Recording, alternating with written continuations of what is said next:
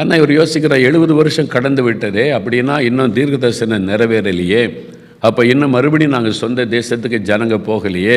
அந்த மாதிரி எண்ணம் வந்தபோது தான் அவர் உபவாசம் பண்ணி, பார்த்திங்களா, ரொட்டியிலும் சாம்பலிலும் உட்கார்ந்து முதல்ல உபவாசம் தியாகம் பண்ணுகிறார். இந்த ஜெபம் ஒரு நீங்கள் தியாகத்தோடு வந்திருக்கிறீங்க. இன்றைக்கி சிலர் ரொம்ப தூரத்துலேருந்து ட்ராவல் பண்ணி வந்திருக்கிறீங்க. பகலெல்லாம் வேலை செய்தும் இரவெல்லாம் விழித்திருந்து ஜெபிக்க வந்திருக்கிறீங்க. ராத்திரியெல்லாம் நல்லா தூங்கி ரெஸ்ட் எடுக்கிற நேரம் விழித்திருந்து ஜெபிக்க அர்ப்பணித்திருக்கிறீங்க. ஒரு விலைக்கரையும் கொடுத்துருக்கிறீங்க. ஒரு தியாகம் பண்ணி இந்த ஜெபம் நடைபெற்று கொண்டு இருக்கிறாரு. அவர் உபவாசம் பண்ணினார். உங்களில் சிலர் உபவாசத்தோடு வந்திருக்கிறீங்க, சாப்பாட்டையும் ஒதுக்கி தூக்கத்தையும் ஒதுக்கி. ரெண்டாவது, அவர் ரொட்டியிலும் சாம்பலிலும் உட்கார்ந்து, அது ஒரு தாழ்மைக்கு அடையாளம். பழைய ஏற்பாட்டு காலத்தில் சாம்பல் போட்டு அதில் உட்கார்ந்துருப்பாங்க, தலையில் அள்ளி போட்டு கொள்ளுவாங்க. அதில் ரெட்டு உடித்து கொள்வதுன்னா சாக் கிளாத்.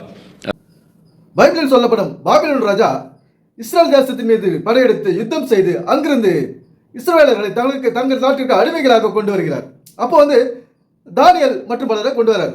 தானியேல் கல்விமான், நல்ல படித்தவர். அதனால அந்த பாபிலோன்ல அதிகாரியாக இவர் வைக்கிறார் தானியேலை பாபிலோன் ராஜா. அப்போ 70 வருஷம் அவங்க அடிமைத்தனத்தில் இருக்காங்க. 70 வருஷம் தாண்டி போகுது. அப்போ இவர் கேட்குறாரு, என்ன 70 வருஷம் தானே நம்ம அடிமைத்தனமாக இருப்போம்னு சொல்லி எழுதி வச்சுக்குது, அதுக்கு மேலே போதுன்னு சொல்லிட்டு உபவாசம் இருந்து சாம்பலில் கீழே உட்காந்து மேலெல்லாம் தலைமையில சாம்பல் அள்ளி போட்டுக்குவாங்களாம். அது மாதிரி ஜெபம் பண்ணுறாரு. இப்போ மோகத்தில் ஆசிரியர் சொல்கிறாரு, எப்படி தானியேல் உபவாசம் இருந்தாரோ அதுபோல் நீங்கள் இந்த இடத்துல நீங்கள் பல பேர் உபவாசத்தோடு வந்திருக்கீங்க. அந்த சாம்பலில் உட்கார்ந்து தலைமையில திரும்ப சாம்பல் அள்ளி போட்டுக்கிறவங்கள போல நீங்கள், அது ஒரு தாழ்மையை குறிக்குது. நீங்கள் தாழ்மையாக உட்கார்ந்து இருக்கிறீங்க. பல பேர் ஃபாஸ்டிங்கில் வந்திருக்கிறீங்க. பல பேர் தூக்கத்தை விட்டு இங்கே உட்காந்துட்டு இந்த கர்த்தருடைய வார்த்தையை கேட்கலான்னு வந்திருக்கீங்க அப்படின்னு. பைபிளில் நிறைய 7, 70 நிறைய வருது.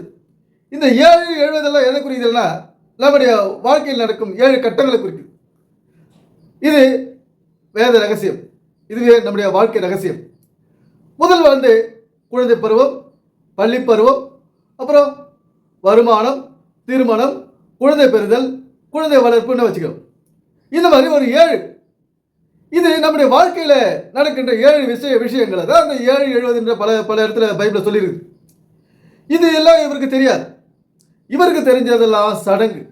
ஜெபம் பண்ணுறதுல இயேசுக்கு முட்டி படி ஜெபம் பண்ணுறது, அது சடங்கு. அந்த சடங்கே இவர் ஃபாலோ பண்ணுறாரு. அந்த சடங்கு சொல்லும் சாஸ்திரம் என்ன, அது இந்த மோகன் சிராசரசுக்கு தெரியாது. சடங்கு மட்டும் கையாண்டு மக்களுடைய வாழ்க்கையை சங்காரம் செய்கிறார். சடங்கை கையாண்டு மக்களுடைய ஆரோக்கியத்தை அழிக்கிறார் மோகன் சிராசஸ் அவர்கள். வேதம் சொல்லும் சாஸ்திரம் இவருக்கு தெரியாது.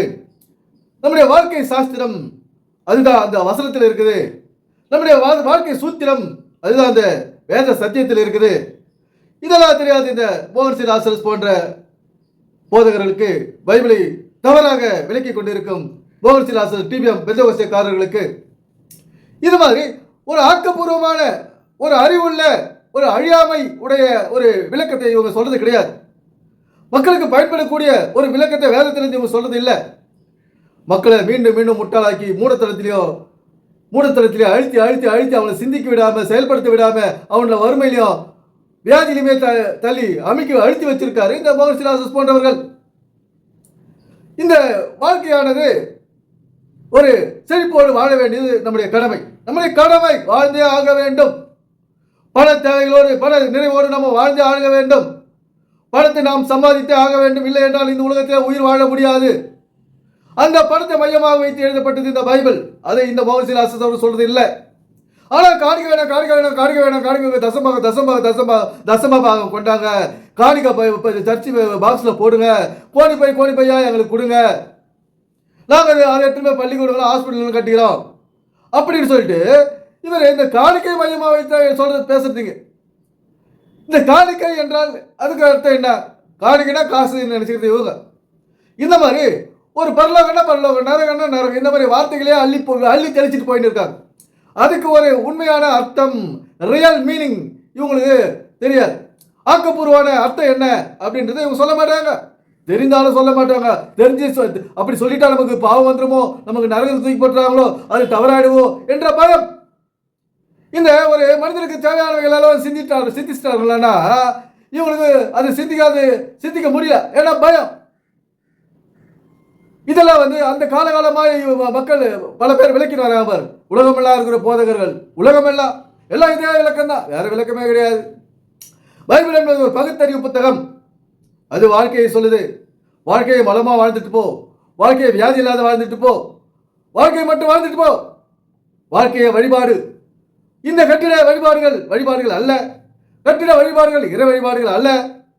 நம்முடைய அவர் உண்டாக்கிற மனிதன் சரியாக இந்த உலகத்தில் வாழ வேண்டும், அதுவே வழிபாடு. எனவே சிந்திப்போம், செயல்படுவோம். நன்றி, வணக்கம் நண்பர்களே.